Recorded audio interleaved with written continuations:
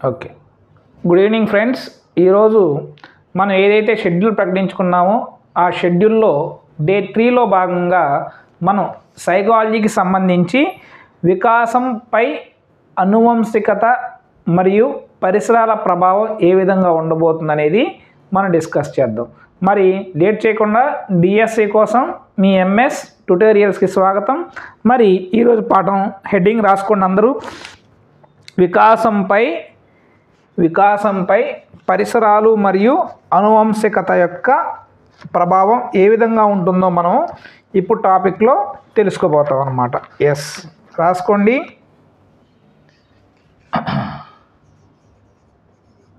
వికాసంపై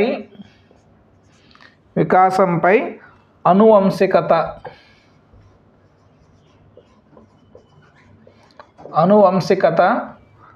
మరియు పరిసరాల ప్రభావం.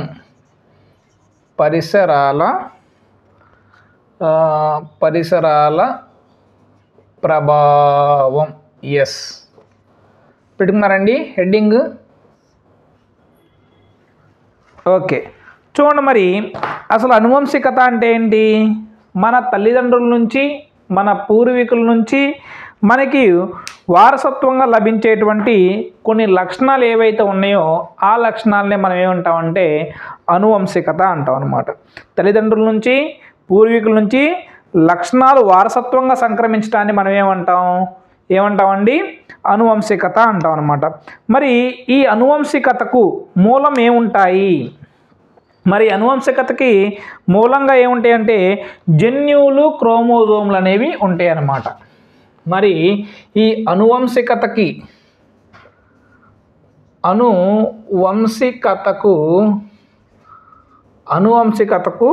మూలం ఏంటయ్యా అంటే ఏంటివి? మనం ఏమని చెప్పుకోవాలి? అనువంశిక మూలం జన్యువులు. ఏంటమ్మా? జన్యువులు. అదేవిధంగా క్రోమోజోమ్లు.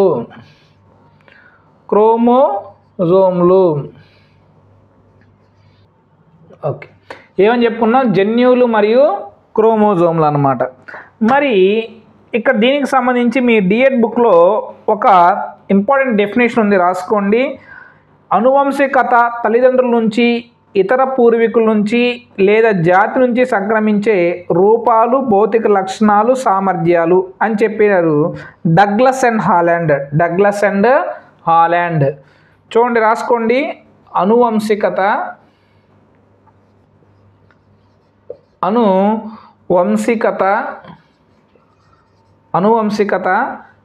తల్లిదండ్రుల నుంచి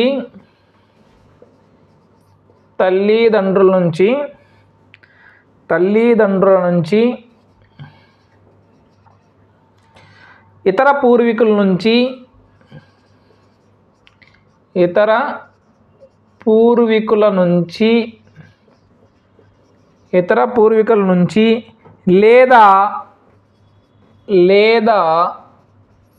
జాతి నుంచి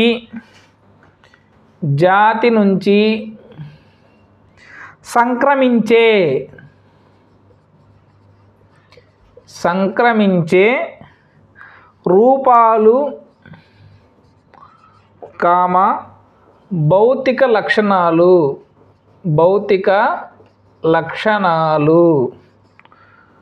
భౌతిక లక్షణాలు, సామర్థ్యాలు. ఏందండి? సామర్థ్యాలు. మరి ఈ డెఫినేషన్ చెప్పింది ఎవరు మనకి? ఈ డెఫినేషన్ చెప్పింది ఎవరండి? డగ్లస్. ఎవరు? Douglas and Holland.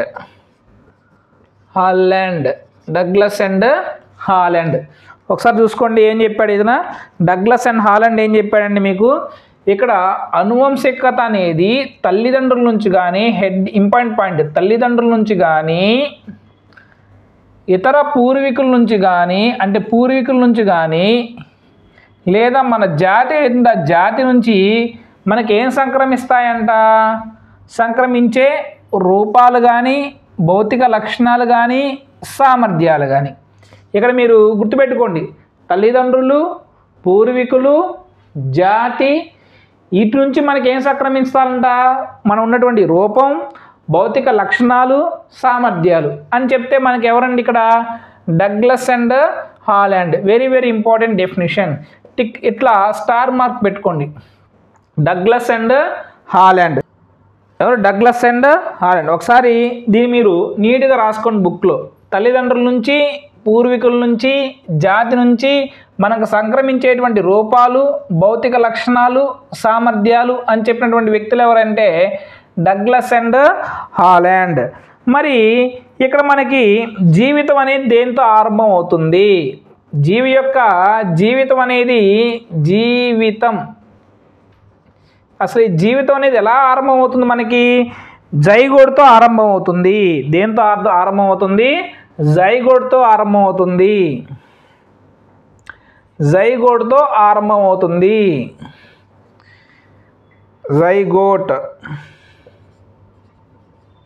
జైగోట్తో ఆరంభమవుతుంది. మరి ఈ జైగోట్ ఏర్పడాలంటే ఏం కలవాలి? స్త్రీ పురుష బీజ కణాలు సంయోగం చెందాలి. మరి ఈ జైగోట్ ఏర్పడాలి అంటే స్త్రీ నుంచి, ఈ జైగోట్ ఏర్పడాలంటే మనకి స్త్రీ నుంచి, పురుషుల నుంచి బీజ కణాల కలయిక జరగాలన్నమాట. స్త్రీ పురుషుల బీజ కణాలు కలయికే మనకి జైగోట్ అనమాట. మరి ఈ స్త్రీ పురుషుల బీజ కణాల కలయికతో క్రోమోజోములు, జన్యువులు వంటి క్రోమోజోములోని జన్యువులు వ్యక్తి లక్షణాలు నిర్ధారిస్తాయి అని తర్వాత చూసుకుందాం ఇవి.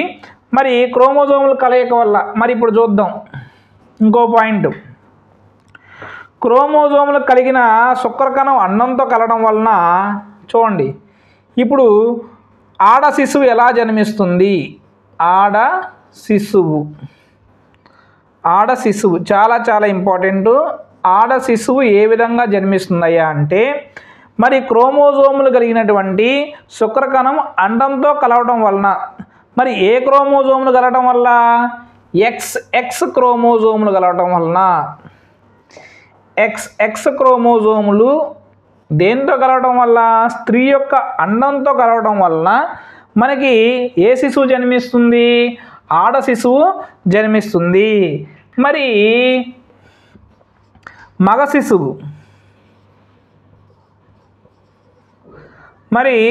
శిశువు ఎప్పుడు జన్మిస్తారు?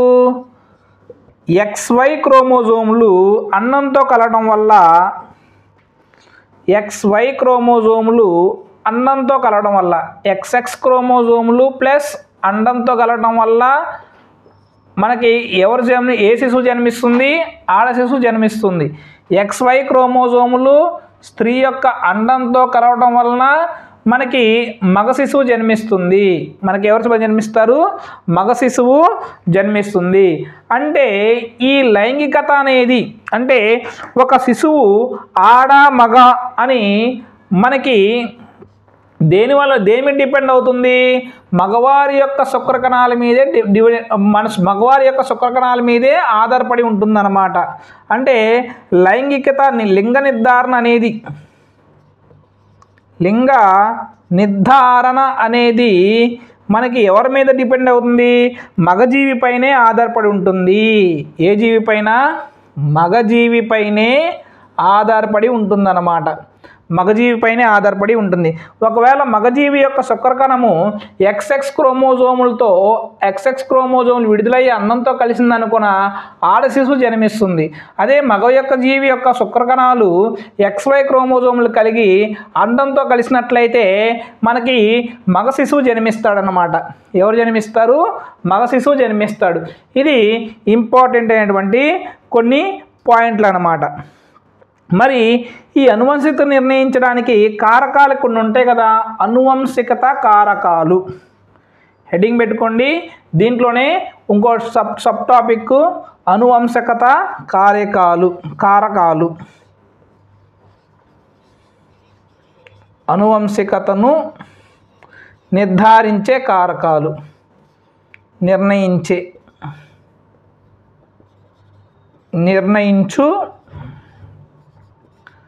కారకాలు. మరి అనువంశికత నిర్ణయించు కారకాలు ఏమేంటంటే అంటే అనువంశిక సంబంధించిన అంశాలు ఏముంటాయంటే ఒకటి దీంట్లో మొత్తం 4 ఉంటాయి. ఒకటి శరీరానికి సంబంధించిన దాన్ని బట్టి కూడా మనం అనువంశికతను నిర్ధారించవచ్చు అన్నమాట. శరీరాకృతికి సంబంధించిన అంశాలని శరీరాకృతి అంటే శరీర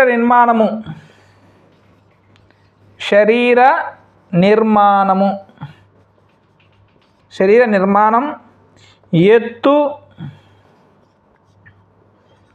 పొడవు, రంగు, చర్మం, శిరోజాలు ఇవి మనకి శరీరాకృతికి సంబంధించినటువంటి అంశాలు. ఉదాహరణకి మనం కలర్ ఫోటో సినిమా చూసుంటాంగా. కలర్ ఫోటో సినిమాలో వాడు నల్లగా పుడతాడు, అర్థమైందా? ఆ నలుపు రంగు అనేది వాడికి ఎక్కడి నుంచి వచ్చింది?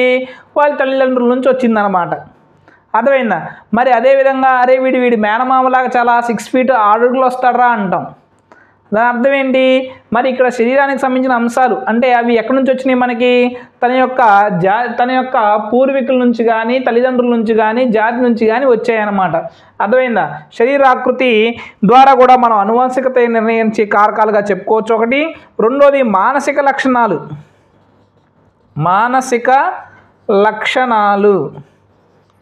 మానసిక లక్షణాలని బట్టి కూడా మనం ఏం నిర్ణయించవచ్చు, అర్థమైందా?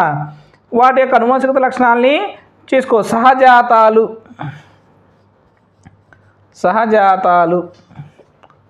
తర్వాత సహజ సామర్థ్యాలు,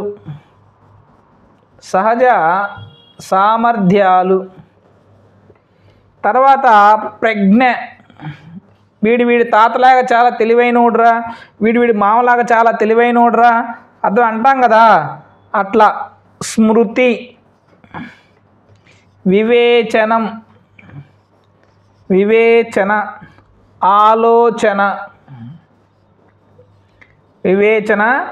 ఆలోచన, అవధానం, గ్రహణ శక్తి, సృజనాత్మకత,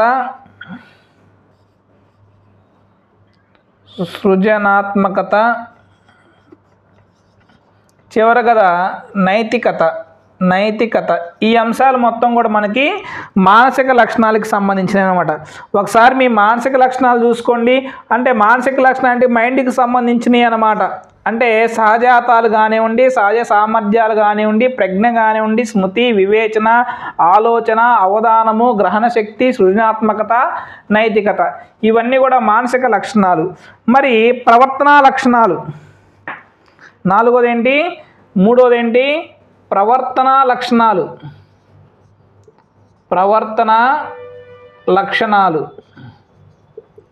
మరి ఈ ప్రవర్తన లక్షణాలు అంటే శీలం, లైంగికత. ఏంటిది? శీలం, లైంగిక వ్యవహారాలు, శీలం, లైంగిక వ్యవహారాలు, దొంగతనం,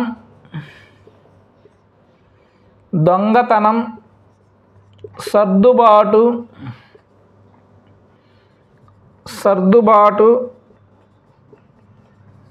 ప్రవర్తనా విధానం. ఎస్, ఇవి రాసుకోండి. ప్రవర్తన లక్షణాల కింద ఇవి రాసుకోండి, నీట్గా రాసుకోండి అమ్మా. ఇక్కడ నుంచి ప్రతి టాపిక్ ఇంపార్టెంటే. సైకాలజీకి సంబంధించి ఖచ్చితంగా ఒక బిట్ వస్తుంది ఈ టాపిక్లో. ప్రవర్తన లక్షణాలు. తర్వాత మూర్తిమత్వ లక్షణాలు.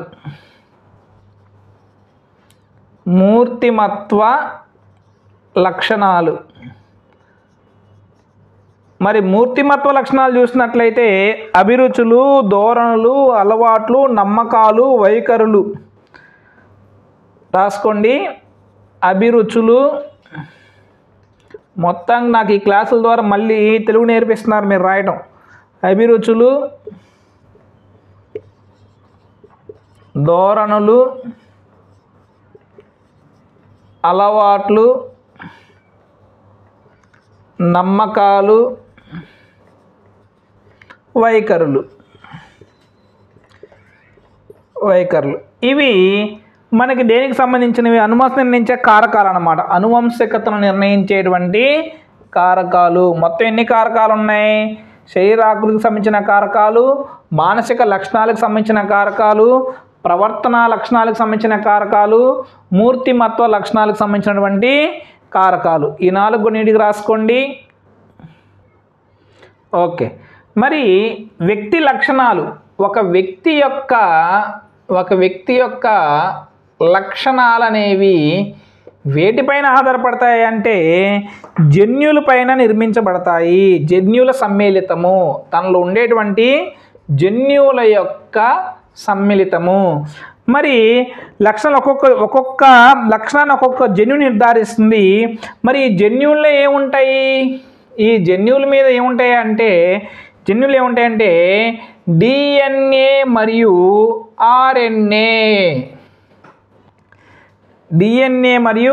RNA, deoxyribo nucleic acid, ribonucleic acid,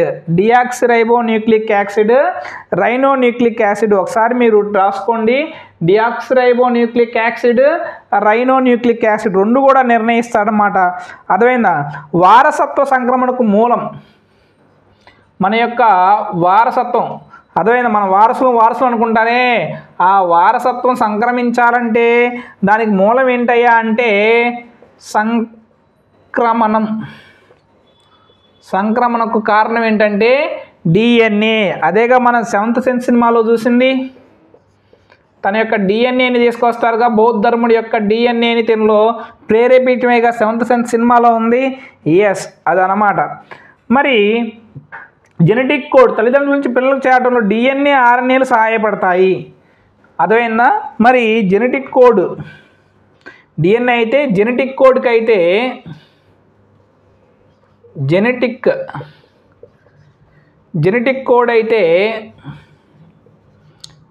కోడ్ను తల్లిదండ్రుల నుంచి పిల్లలకు చేరటంలో అర్థమైందా? మనకి 2 డిఎన్ఏ ప్లస్ ఆర్ఎన్ఏ రెండు కూడా సహాయపడతాయన్నమాట. శిశువు లైంగికతో సహా అన్ని శారీరక లక్షణాలు యాతి సంభవించేవి. వీటిపై ఎలాంటి నియంత్రణ ఉండదు. కానీ 22+1 క్రోమోజోములు, మొత్తం 22+1 మొత్తం 23 జతలు ఉంటాయి.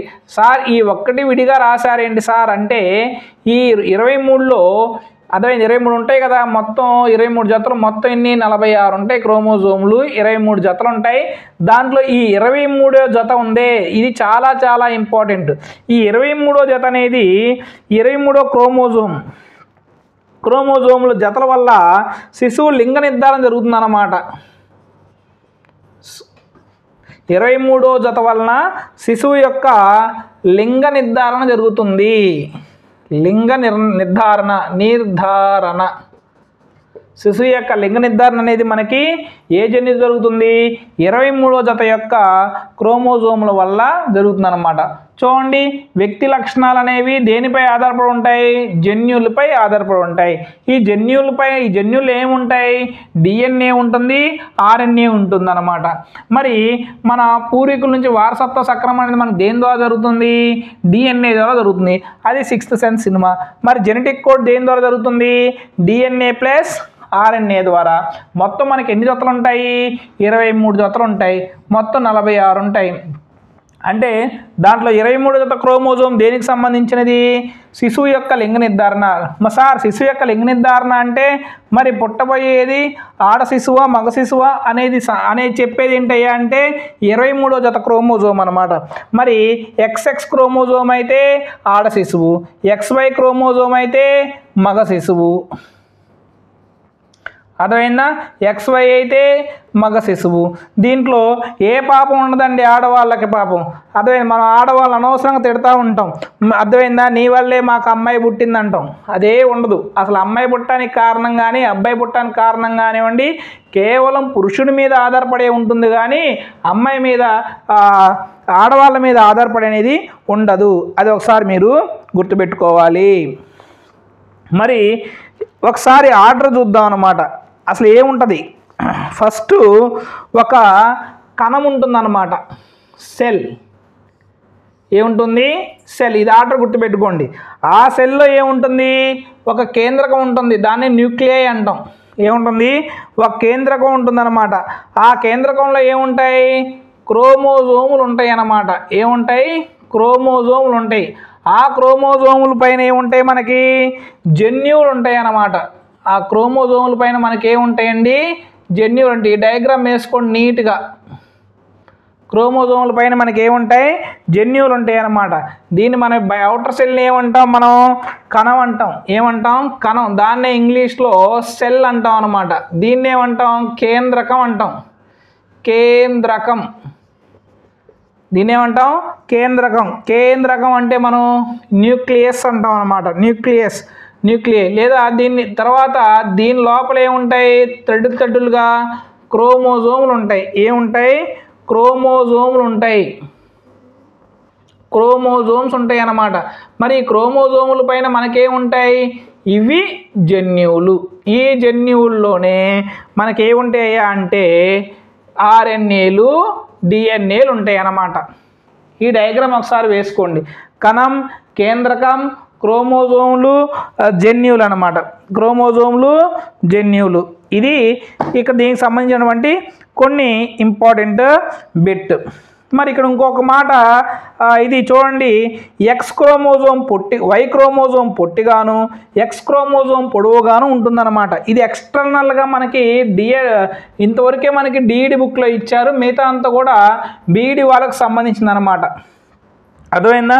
సార్ మీ వినకూడదా అంటే వినొచ్చు, ఎందుకంటే ఏవైనా ఇస్తారు. మరి వై క్రోమోజోమ్ ఎలా ఉంటుంది? పొట్టిగా ఉంటుంది. ఎలా ఉంటుంది? పొట్టిగా ఉంటుంది. మరి ఎక్స్ క్రోమోజోమ్ ఎలా ఉంటుంది? పొడవుగా ఉంటుంది. ఎక్స్ క్రోమోజోమ్ ఎలా ఉంటుందండి? పొడవుగా ఉంటుంది. ఎక్స్ క్రోమోజోమ్ ఎలా ఉంటుంది? పొడవుగా ఉంటుంది. మరి దీనికి సంబంధించి మనకి దీంట్లో రెండు ఉన్నాయి అన్నమాట. సమరూప కవలల సిద్ధాంతం ఒకటి ఉంది, విభిన్న కవలల సిద్ధాంతం ఒకటి ఉంది. దీంతోపాటు అనువంశిక నియమాలకు సంబంధించినటువంటి సిద్ధాంతం అనేది ఒకటి ఉందన్నమాట. ఓకే, ఇప్పుడు మీకు జన్యుశాస్త్ర పితామహుడైనటువంటి ఎవరండి? జన్యుశాస్త్ర పితామహుడు ఎవరు చెప్పండి? ఈయన ఆస్ట్రియన్ మతాధిపతి అయినటువంటి గ్రేగరీ జోహాన్ మెండల్. ఓకే, రాసుకోండి. గ్రేగరీ మెండల్ అంటారు. జన్యుశాస్త్ర పితామహుడు. జన్యుశాస్త్ర పితామహుడు ఎవరని చెప్పాను? మనకి ఆస్ట్రియన్ మతాధిపతి అయినటువంటి ఎవరండి? మెండల్. పూర్తి పేరు రాసుకోండి. గ్రేగరీ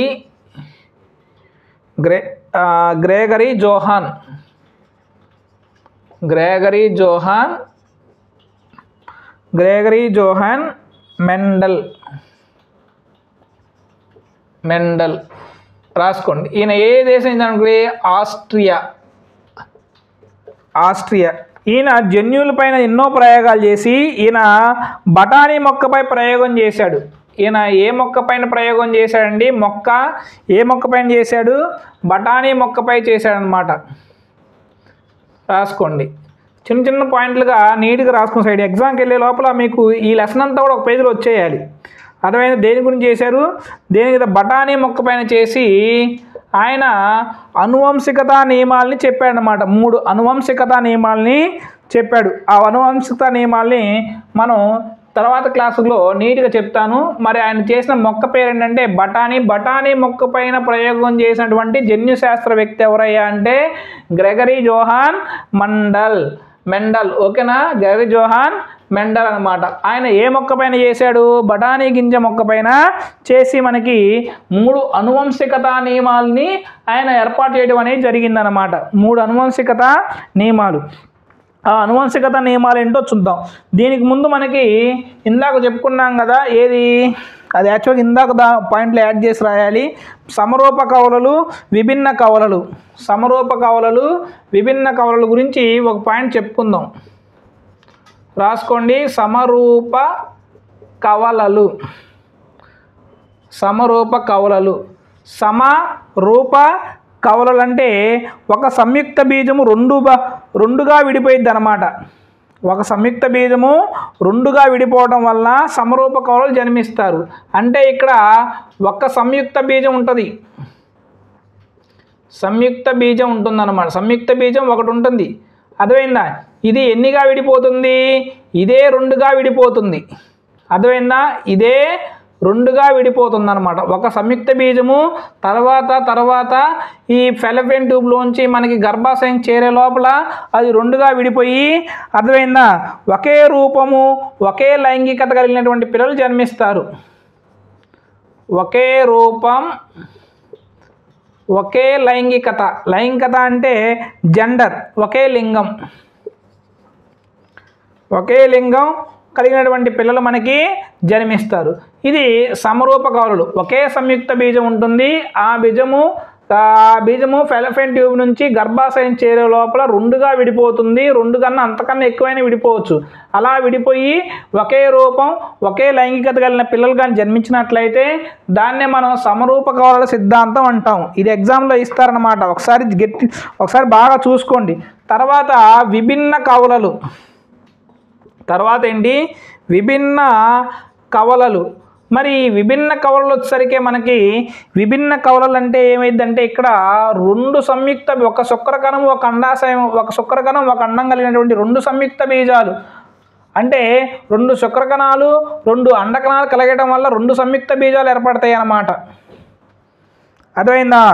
ఈ రెండు సంయుక్త బీజాలు ఏర్పడటం వల్ల ఈ ఏర్పడటమే విడివిడిగా ఏర్పడి ఫెలోపియన్ ట్యూబ్ వచ్చి రెండు అతుక్కొని ఇట్లా ఉంటాయి అన్నమాట, అర్థమైందా? ఇక్కడే ఒక సంయుక్త బీజం రెండుగా విడిపోతుంది, ఇక్కడేమో ఒక శుక్రకణం ఒక అండం కలిగిన ఒక సంయుక్త బీజము, ఇంకో శుక్రకణం ఇంకొక అండకణం కలిగిన ఇంకో సంయుక్త బీజం ఒకేసారి ఏర్పడటం వల్ల ఇక్కడ మనకు విభిన్న కవలలు జన్మిస్తారు. మరి వీరు రూపంలో కానీ వీరిలో రూపం కానీ లింగం కానీ వేరుగా ఉంటుంది. ఏ సినిమా అని చెప్పుకోవచ్చు? మహేష్ బాబు సినిమా ఒకటి ఉంది చూసారా, దాంట్లో అక్క తమ్ముడు పుడతారు చూసావా, వాళ్ళిద్దరు కూడా ఒకే సమయంలో పుడతారు కదా, అది విభిన్న కవలల సిద్ధాంతం. మరి సంయుక్త బీజంలో సమరూప కవలల సిద్ధాంతం అంటే చిరంజీవి సినిమా ముగ్గురు మనగాళ్ళన ముగ్గురు ఒకే రూపంలో ఉంటారు కదా, కానీ ఒకసారి పుట్టరు కాదు, ఎట్లా కాదు. ఎన్టీఆర్ సినిమా ఒకటి ఉంది చూసావా, ఇద్దరు ఒకేసారి పుడతారనమాట. ఇక్కడ వాళ్ళిద్దరు కూడా ఒకే రకంగా ఉంటారనమాట. ఇక్కడ సేమ్ జెండర్, పుడితే ఇద్దరు ఆడవాళ్ళు పుడతారు లేదా ఇద్దరు మగవాళ్ళు పుడతారు. ఇక్కడ మాత్రం ఒక ఆడ ఒక మగ జన్మించడానికి ఛాన్స్ ఉంటుంది, అర్థమైందా? ఇది విభిన్న కవలల సిద్ధాంతం అంటే, అదేం సమరూప కవలల సిద్ధాంతం అంటే ఇది చాలా చాలా ఇంపార్టెంట్. ఇప్పుడు ఈ టాపిక్లో మనకి లాస్ట్ అనువంశిక లక్షణాల్లో మనకి ఇంకో చిన్న టాపిక్ ఉంది. ఈ టాపిక్ తర్వాత మనకు అనువంశిక సిద్ధాంతాలు చూసుకోవాలి, ఎవరి మీద చేశారనేది. ఆ టాపిక్ ఏంటో చూద్దాం ఇప్పుడు, అర్థమైందా? ఎస్, దీంట్లో అనువంశిక నియమాలు ఏంటంటే లా ఆఫ్ హెరిడిటరీ అంటే ఆయన బఠానీ గింజ పైన చేశారని చెప్పే కదా, మరి బఠానీ గింజపై ఒక ప్రయోగం చేస్తే ఆ ప్రయోగంలో కొన్ని ఫలితాలు వస్తాయి కదా, ఆ ఫలితాలు ఏంటయ్యా అంటే ఆ ప్రయోగం ద్వారా వచ్చిన సిద్ధాంతాన్ని ఆయన proceedings of natural history society of Brunn అనే పుస్తకంలో ప్రచురించాడనమాట. ప్రొసీడింగ్స్ of the natural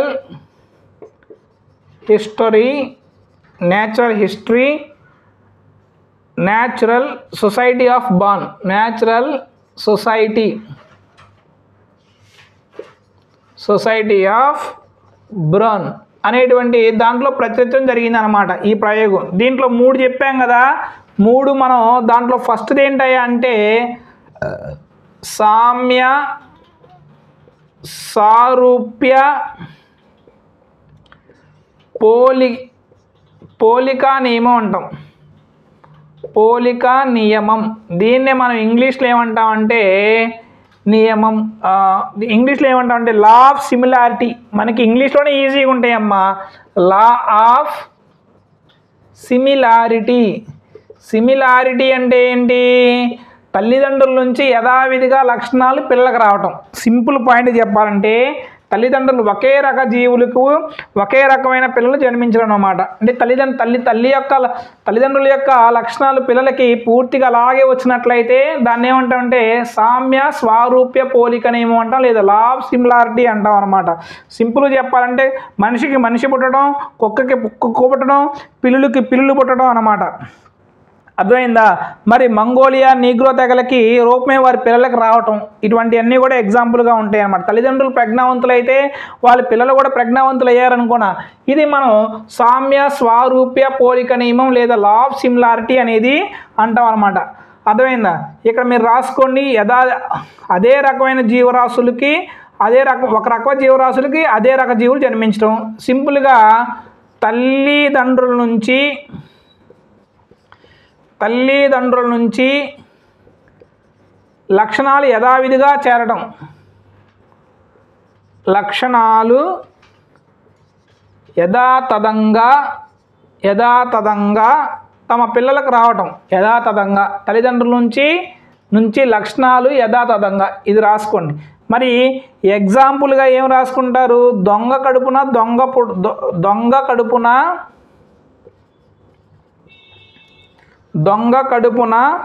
దొర పుడతాడా అనే సామెతను పోలి ఉంటుంది అన్నమాట. ఇది చాలా చాలా ఇంపార్టెంట్. దొంగ కడుపున దొర పుడతాడా అంటే అర్థం ఏంటి? దొంగ కడుపున దొంగే పుడతాడని అర్థం అనమాట. అంటే తల్లిదండ్రుల నుంచి లక్షణాలు యథావిధిగా రావటం, అంటే కాకి పుట్టడం, మనిషికి మనిషి పుట్టడం, పిల్లికి పిల్లి పుట్టడం, కుక్కకి కుక్క పుట్టడం అనేది. అర్థమైందా? మరి ప్రజ్ఞావంతులైన తల్లిదండ్రులకి ప్రజ్ఞావంతులైన పిల్లలే పుట్టినట్లయితే దాన్నే మనం సౌమ్య స్వారూప్య పోలిక నియమం లేదా లా ఆఫ్ సిమిలారిటీ అంటాం.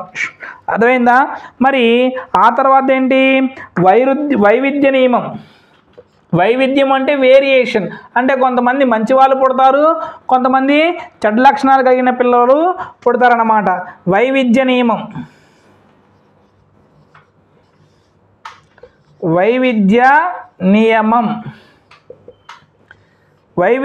లా ఆఫ్ వేరియేషన్ అంటాం. లా ఆఫ్ వేరియేషన్ అంటే భిన్న లక్షణాలు, తల్లిదండ్రుల నుంచి భిన్న లక్షణాలు కలిగిన పిల్లలు జన్మించడం అన్నమాట. సింపుల్ చెప్పాలంటే తల్లిదండ్రుల నుంచి ఎవరు పుట్టడం అన్నమాట? భిన్నమైన లక్షణాలు. ఇది ఇంపార్టెంట్, ఇక్కడ రాసుకోండి. భిన్నమైన లక్షణాలు కలిగినటువంటి పిల్లలు జన్మించడం అన్నమాట. భిన్నమైన, ఇది లక్షణాలు యథాతథంగా ఉంటాయి, ఇక్కడ భిన్నంగా ఉంటాయి. భిన్నంగా ఉండటం అంటే ఏంటి? కొంతమంది పిల్లలు ప్రతిభావంతులు ఉంటారు, కొంతమంది పిల్లలు ప్రతిభావంతులు కాకుండా ఉంటారన్నమాట. అర్థమైందా? మరి అందమైన తల్లిదండ్రులకి ఒక అబ్బాయి ఏమో అందంగా పుడతాం, ఒక అబ్బాయి అందవిహీనంగా పుట్టడం అన్నమాట. అర్థమైందా? మరి తెలివిగల వాళ్ళ తల్లిదండ్రులకి పెద్ద కొడుకేం తెలివి తక్కువగా పుట్టడం, చిన్న కొడుకేం తెలివైన వాడిగా పుట్టడం అన్నమాట. దాన్ని ఏమంటాం అంటే ఇక్కడ వైరుధ్య నియమం అంటాం అన్నమాట. అర్థమైందా? అందమైన వారితో పాటు అందహీనులు కూడా పుట్టడం. ఇంక ఇది ఒకే తల్లిదండ్రులు జన్మించిన పిల్లలు ప్రత్యేక జన్యుల కలయిక వలన ఈ వైరుధ్య నియమం ఏర్పడుతుంది. ఇది అవసరంలా. నెక్స్ట్ సింపుల్ ఏంటంటే ప్రతిగమన తిరోగమన సూత్రం, లా ఆఫ్ రిగ్రెషన్ అంటాం. దాన్ని ఏమంటాం? Law of regression. ఇది చాలా చాలా ఇంపార్టెంట్, రాసుకోండి. మరి ప్రతిగమన తిరోగమన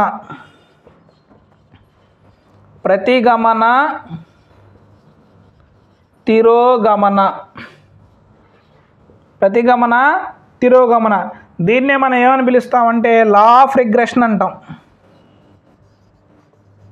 లా ఆఫ్ రిగ్రెషన్ అన్నమాట. అంటే పూర్తిగా భిన్న లక్షణాలు కలిగిన పిల్లలు జన్మించడం.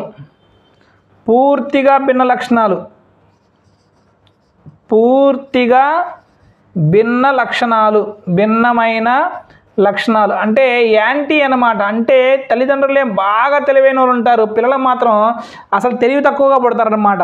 అర్థమైందా? ఏదో ఒక జన్యు లోపంతో జన్మిస్తూ ఉంటారు. అర్థమైందా? ఏదో జన్యు లోపంతో జన్మించిన వాళ్ళని మనం ఏమంటే ప్రతిగమనం అంటే ఆరోగ్యమైన తల్లిదండ్రులకి ఆరోగ్యహీనమైనటువంటి పిల్లలు జన్మించడాన్ని మనం ఇక్కడ ఏమంటాం అంటే ప్రతిగమన లేదా తిరోగమన ఏమంటాం. ఈ మూడు కూడా చాలా చాలా ఇంపార్టెంట్ అనమాట. చూడండి, లా ఆఫ్ సిమిలారిటీ అంటే సామ్య స్వారూప్య పోలిక నియమం అంటే తల్లిదండ్రుల నుంచి లక్షణాలు యథావిధిగా రావటం అనమాట. దొంగ కడుపులో దొంగ పుడతాడా అంటే దొంగ కడుపులో దొంగే పుడతాడని మీనింగ్ అనమాట. వైవిధ్య నియమం అనమాట. లా ఆఫ్ వేరియేషన్ తల్లిదండ్రుల నుంచి భిన్నమైన లక్షణాలు కలిగి ఉంటాం. అంటే ఒకరు తెలివైన వాళ్ళు ఒకరు తెలివి తక్కువ వాళ్ళు జన్మించడం అనమాట. ఒకళ్ళు అందమైన వాళ్ళు ఒక అందహీనులు జన్మించడం అనమాట. కొంతమంది టాలెంట్ ఉన్న వాళ్ళు కొంతమంది టాలెంట్ లేని వాళ్ళు జన్మించడం అనమాట. మరి ప్రతిగమన తిరోగమన నియమం అంటే లా ఆఫ్ రిగ్రెషన్ అంటాం. దీనిలో పూర్తిగా భిన్నమైన లక్షణాలు కలిగినటువంటి వ్యక్తులు జన్మించడం అనమాట. అంటే ప్రతిభావంతులైన తల్లిదండ్రులకి తెలివి తక్కువ పిల్లలు జన్మించడం అనమాట. అర్థమైందా? మరి ఒకసారి మళ్ళీ రివైజ్ చేస్తే జన్యుశాస్త్ర పితామహుడైనటువంటి గ్రెగరీ జోహాన్ మండల్ అనే వ్యక్తి బఠానీ గింజ పైన ప్రయోగం చేసి ఆయన ప్రయోగాల్ని proceedings of the natural history society of Brunn అనే పత్రికలో ప్రచురించాడనమాట. ఈ నియమాల్ని ఆయన ముఖ్యంగా 3 నియమాలు చెప్పాడు. దాంట్లో ఫస్ట్ది లా ఆఫ్ సిమిలారిటీ, రెండోది వైరుధ్య నియమము, మూడోది ప్రతిగమన నియమం అనమాట. సిమిలారిటీ అంటే తల్లిదండ్రుల నుంచి యథావిధిగా రావటము, వైవిధ్య నియమం అంటే తల్లిదండ్రుల నుంచి భిన్నమైన లక్షణాలు రావటము, ప్రతిగమన అంటే తల్లిదండ్రుల నుంచి పూర్తిగా భిన్నమైన లక్షణాలని రావటాన్ని మనం ఏమంటామంటే ఇక్కడ మరి ప్రతిగమన నియమం అంటాం అన్నమాట. సరే, ఇప్పుడు కొందరు మనో విజ్ఞాన శాస్త్రవేత్తల అనుభవాలు చూద్దాము. దాంట్లో మొదటిది కెల్లాగ్. ఎవరండి? కెల్లాగ్. ఈ కెల్లాగ్ అనే వ్యక్తి తన బిడ్డతో పాటు కెల్లాగ్ అనేటువంటి దంపతులు తమ బిడ్డతో పాటు ఒక చింపాంజీ బిడ్డను కూడా తీసుకొచ్చారనమాట. ఇద్దరిని ఒకేసారి వీళ్ళు ఒకే వాతావరణాన్ని కల్పించారనమాట. కానీ మూర్తిమత్వ వికాసంలో తేడాలను మాత్రం గమనించారనమాట. చూడండి, కెల్లాగ్ దంపతులు తమ పిల్లవాడైనటువంటి డొనాల్డ్, తన పిల్లవాడి పేరేంటి? డొనాల్డ్. అర్థమైందా? మరి అదే వయసు కలిగినటువంటి చింపాంజీ గుహ. ఎవరండి? చింపాంజీ పిల్ల పేరు గుహ. వీళ్ళిద్దరికీ ఒకే రకమైన పరిసరాలను అందించారు, ఒకే రకమైన భోజనాన్ని కూడా వాళ్ళు రోజు పెడుతున్నారు, ఒకే రకంగా ట్రీట్ చేస్తున్నారు. కానీ పిల్లవాడు మాత్రం మూర్తిమత్వంలో చాలా వికాసం ఆధిపత్యం కలిగింది. గుహ మాత్రం భౌతికంగా పెద్దగా లావయ్యి ఈ ఎక్కడం దూకడం అనేటువంటి భౌతిక లక్షణాలు మాత్రం దానికి పరిగెత్తడం వంటి భౌతిక లక్షణాలు ఏర్పడ్డాయి. కానీ దీనికి మానసిక లక్షణాలు ఎక్కువగా ఏర్పడలేదు. కానీ డొనాల్డ్ మానసిక లక్షణాలతో పాటు భౌతిక లక్షణాలు కూడా డెవలప్ అవడం అనేది జరిగిందనమాట. అందుకనే ఇక్కడ మరి కెల్లాగ్ దంపతులు ఏమంటారు? ఈ డొనాల్డ్ గుహాలకి మనం ఒకే రకమైన పరిసరాలను అందించినా కానీ వాళ్ళ యొక్క అనువంశిక లక్షణాల వల్ల వీళ్ళు డొనాల్డ్కి ఏమో మనిషి యొక్క లక్షణాలు వచ్చాయి, గుహాకేమో జంతు యొక్క లక్షణాలు అనేవి వచ్చాయి అన్నమాట. అది ఇక్కడ ఈయన వివరించింది. మరి రెండో డెఫినేషన్, రెండో వ్యక్తి ఎవరయ్యా అంటే మరి గోడార్డ్. ఎవరండి? గోడార్డ్. చాలా చాలా ఇంపార్టెంట్. గోడార్డ్. నేను చెప్పే ప్రతి టాపిక్, నేను చెప్పే ప్రతి లెసన్ కూడా మీకు బిట్లు రావడానికి ఛాన్స్ ఉంటాయి. ఎందుకంటే మనకి టెట్ అనేది ఎన్నో పేపర్లు ఎన్నో సెక్షన్స్లో ఎగ్జామ్ పెడతాడు కాబట్టి ఏ సెక్షన్లో ఏ టాపిక్ నుంచి బిట్టిస్తాడో మనకి తెలియదు అనమాట. గోడార్డ్ అనే శాస్త్రవేత్త కల్లికాక్ కుటుంబం అనమాట. ఈయన కల్లికాక్ అనేటువంటి కుటుంబంపై ఆయన పరిశోధనలు చేశారనమాట. ఈ కల్లికాక్ అనేటువంటి కుటుంబం అనేది ఒక ఊహాజనితమైన వ్యక్తి. ఆయనకి ఇద్దరు భార్యలు. మనం ఒకళ్ళు రన్ చేయడానికే చచ్చిపోతున్నాం. ఆయనకి ఇద్దరు భార్యలు అంట. చూడండి, ఒకళ్ళేమో మందబుద్ధి కలిగింది, రెండోదేమో ఎక్కువ ప్రజ్ఞ కలిగింది. ఒకళ్ళేమో మందబుద్ధి కలిగినది, రెండో ఆమె ఎవరు? బాగా ప్రజ్ఞ కలిగిందన్నమాట. బాగా ప్రజ్ఞ కలిగినటువంటి స్త్రీ, ప్రజ్ఞ కలది. మరి మందబుద్ధి కలిగినటువంటి స్త్రీకి జన్మించిన కల్లికాక్కి మందబుద్ధి కలిగినటువంటి స్త్రీకి జన్మించిన పిల్లలందరూ కూడా మందబుద్ధుల్లాగే ఉన్నారన్నమాట. అదే కల్లికాకు ప్రజ్ఞ స్త్రీ కలిగినటువంటి పుట్టినటువంటి పిల్లలందరూ కూడా ప్రజ్ఞావంతులాగా ఉన్నారన్నమాట. అర్థమైంది. దీన్ని బట్టి ఆయన ఏం చెప్పాడు? అనువంశిక లక్షణాలు కంపల్సరీగా పిల్లవాళ్ళపైన ఉంటాయని చెప్పేసి ఆయన చెప్పడం అనేది జరిగిందనమాట. మరి ఇంకొక అతను ఉన్నాడు, అతని పేరు ఫ్రాన్సిస్ గాల్టన్. చాలా చాలా ఇంపార్టెంట్. Sir Francis Galton.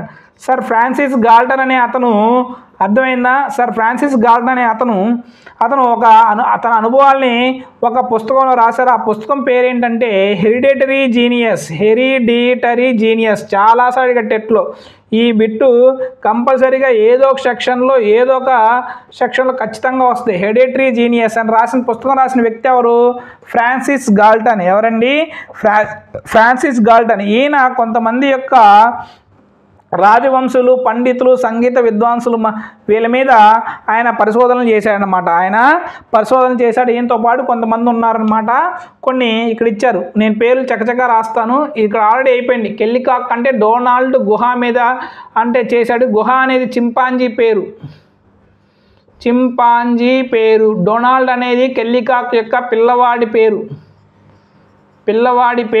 మరి గొడాడ్ అనేది కల్లికాక్ అనే కుటుంబంపై ఊహజనిపోయిన వ్యక్తి తనకి 2 భార్యలు, మందబుద్ధి, ప్రజ్ఞ కలిగిన భార్య, వీళ్ళిద్దరిపైన ఆయన పరిశోధన చేశాడు. ఎవడో? గొడాడ్. ఫ్రాన్సిస్ గాల్టన్ హెరిడిటరీ జీనియస్ అనే పుస్తకం రాసి ఆ పుస్తకంలో ఆయన పరిశోధన ఎవరెవరి మీద చేశారు? రాజవంశీకుల మీద. ఎవరి మీద?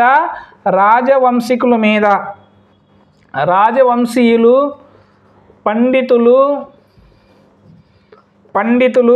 సంగీత విద్వాంసులు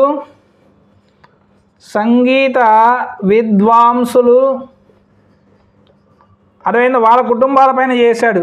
మరి డగ్డేల్. నెక్స్ట్ వ్యక్తి ఎవరు?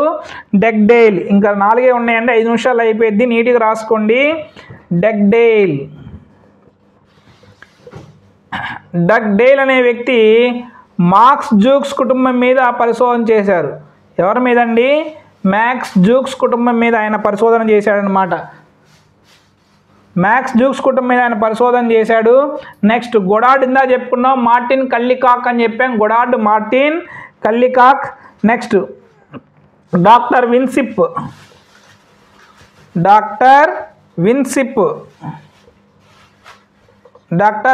ఎవరి మీద చేశారు? ఎడ్వర్డ్ విన్సిప్ అని గుర్తుపెట్టుకోండి. Next Freeman. నెక్స్ట్ ఎవరండి? ఫ్రీమన్. మరి ఫ్రీమన్ ఎవరి మీద చేశారు? కవలలు, దాయాదులు, అన్నదమ్ములు. ఎవరండి? కవలలు, అన్నదమ్ములు ఫ్రీగా కొట్టుకుంటారుగా, అలా గుర్తుపెట్టుకోండి. అన్నదమ్ములు ఫ్రీగా కొట్టుకుంటారు, కౌరవులు ఫ్రీగా కొట్టుకుంటారు. దాయాదులు ఉన్నాక అన్నదమ్ములు, కౌరవులు పాండవులు లాగా. అర్థమైందా? ఎప్పుడు కూడా ఫ్రీగా ఏం చేసుకుంటారు? కొట్టుకుంటూ ఉంటారు అన్నమాట. అలా గుర్తుపెట్టుకోండి. పియర్సన్ ఎవరు? డార్విన్ కుటుంబం. పియర్సన్ వచ్చేసరికి డార్విన్ కుటుంబంపై పరిశోధన చేయడం జరిగిందనమాట. కుటుంబం. మరి కెల్లాగ్ అంటే డొనాల్డ్, మానవ శిశువు అండ్ గుహ. కెల్లాగ్ చెప్పాక డొనాల్డ్, మానవ శిశువు, గుహ. గుడాడ్ అంటే మార్టిన్ కల్లికాక్ కుటుంబం చేశాడు. ఇవి కొన్ని ఇంపార్టెంట్ అయినటువంటి అనువంశికవాదులు వాళ్ళు చేసినటువంటి ప్రయోగాలు ఎవరెవరి మీద చేసి వాళ్ళు నిర్ణయించారో చూద్దాం. మరి చూడండి, కెల్లాగ్ అనేవాడు డొనాల్డ్ అండ్ గుహ అనేటువంటి వాటి మీద పరిశోధన చేశాడు. గొడాడ్ అనేది మార్టిన్ కల్లికాక్ కుటుంబం పైన చేశాడు. ఫ్రాన్సిస్ గాల్టన్ తను రాసిన హెరిడిటరీ జీనియస్లో తను ఏదైతే రాజవంశీకులు, పండితులు, సంగీత విద్వాంసుల మీద చేశాడో దాని గురించి ఆయన రాయడం జరిగింది.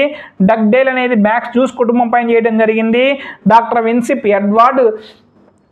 విన్సిప్ అయితే ఎడ్వర్డ్ ఫ్రీమెన్ ఫ్రీగా కొట్టుకోవచ్చు అని చెప్పే కౌరవులు, అన్నదమ్ములు, దాయాదులు. పియర్సన్ వచ్చరికి డార్విన్ కుటుంబం పైన పరిశోధన చేయడం అనేది జరిగింది. మరి ఇది చాలు ఈ వీడియోకి, అర్థమైందా? మరి నెక్స్ట్ వీడియోలో మీకు నేను దీనికి సంబంధించి ఇప్పటి వరకు మనం వికాసంపై అనువంశికత యొక్క ప్రభావం గురించి చెప్పాము. మరి నెక్స్ట్ వీడియోలో వికాసంపై పరిసరాల యొక్క ప్రభావం గురించి చెప్దాం. అది కొంచెం తక్కువే ఉంటుంది కాబట్టి ఇబ్బంది ఏమీ ఉండదు, ఇదే కొంచెం ఎక్కువగా ఉంటుందన్నమాట. మరి మీకు చివరిలో మీరు వీడియో చివరిదాకా చూసారా లేదా అనే దాని అంశంపై నాకెట్లా తెలుస్తుందయ్యా అంటే నేను చెప్పే క్వశ్చన్స్కి ఆన్సర్ చేయాలి. DNA ప్లస్ RNA యొక్క డెఫినేషన్స్ని మీరు అర్థమైందా? మా డెఫినేషన్ మీరు కామెంట్ బాక్స్లో రాయండి. మరి తర్వాత ఇంకో క్వశ్చన్, హెరిడిటరీ జీనియస్ అనేటువంటి పుస్తకాన్ని రాసింది ఎవరు? హెరిడిటరీ జీనియస్ అనేటువంటి పుస్తకాన్ని రాసినటువంటి వ్యక్తి ఎవరు? ఇది సెకండ్ క్వశ్చన్ అన్నమాట. మరి థర్డ్ క్వశ్చన్, XX క్రోమోజోముల కలయిక వల్ల ఎవరు జన్మిస్తారు? ఆడ శిశువు జన్మిస్తుందా, మగ శిశువు జన్మిస్తుందా అనేది మీరు రాయాలి. మరి మొత్తం క్రోమోజోములు ఎన్ని జతలు ఉంటాయి? క్రోమోజోములు ఎన్ని జతలు ఉంటాయి? క్రోమోజోమ్స్ ఎన్ని జతలు ఉంటాయి? అదే మొత్తం మీకు 5 క్వశ్చన్లు ఇచ్చాను. ఎవరైతే 5 క్వశ్చన్లకు ఆన్సర్ రాస్తారో మీ కామెంట్ సెక్షన్లో కరెక్షన్ చేసి మీకు 5 మార్క్స్ వేస్తానన్నమాట. ఓకేనా? మరి మీ అందరూ కూడా మా ఛానల్ని ఆదరిస్తారని ఆశిస్తూ మరొకసారి మీ అందరూ కూడా చిన్న రిక్వెస్ట్, మీరు సబ్స్క్రైబ్ చేయండి, షేర్ చేయండి, అదేవిధంగా అర్థమైందా లైక్ చేయండి. మా ఎంఎస్ ట్యుటోరియల్స్ మీ డిఎస్సి జర్నీలో ఎప్పుడు మీకు సహాయంగా ఉంటుంది. ఇట్లు మీ Mande Srinivas signing off. Bye bye.